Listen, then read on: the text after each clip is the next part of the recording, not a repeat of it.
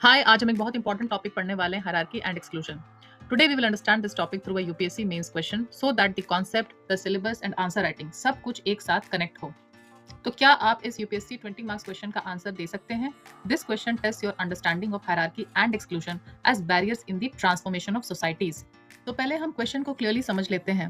The question ask how are hierarchy and exclusion major impediments in the transformation of societies. यानी हमें ये explain करना है कि ये दोनों फैक्टर्स चेंज को कैसे ब्लॉक करते हैं। तो पहले समझते हैं सोशल ट्रांसफॉर्मेशन होता क्या है।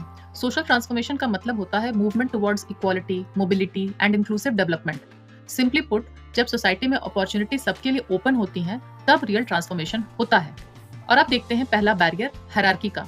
Hierarchy refers to structured inequality based on caste, class, gender और पावर।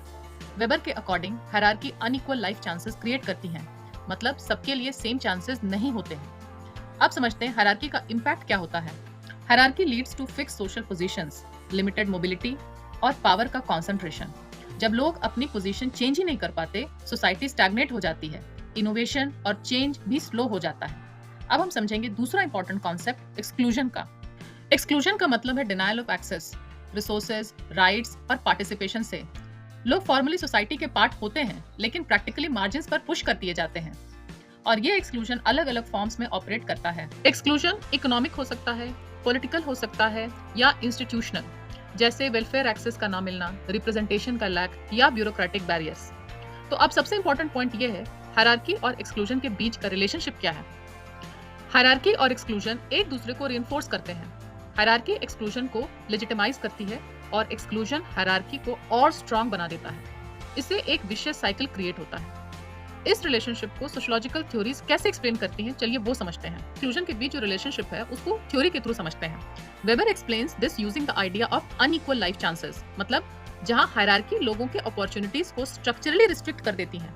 अमर्त्य सेन दिखाते हैं कि एक्सक्लूजन सिर्फ इनकम की कमी नहीं है, बल्कि कैपेबिलिटी डिप्रिवेशन है। किसकी? एजुकेशन की, हेल्थ की और एजेंसी लॉस का। और बोडो बताते हैं कि जब लोग सोशल और कल्चरल कैपिटल से एक्सक्लूड हो जाते हैं, तो डिसएडवांटेजेस जनरेशंस तक रिप्रोड्यूस होते रहती हैं। अब इसे कुछ इंडियन एग्जांपल्स के कॉन्टेक्स्ट में देखते हैं। इंडिया में caste based exclusion, gender marginalisation और माइग्रेंट वेलफेयर एक्सक्लूजन, ये सब क्लियरली दिखाते हैं कि कैसे हायरार्की और एक्सक्लूजन ट्रांसफॉर्मेशन को कैसे ब्लॉक कर देते हैं।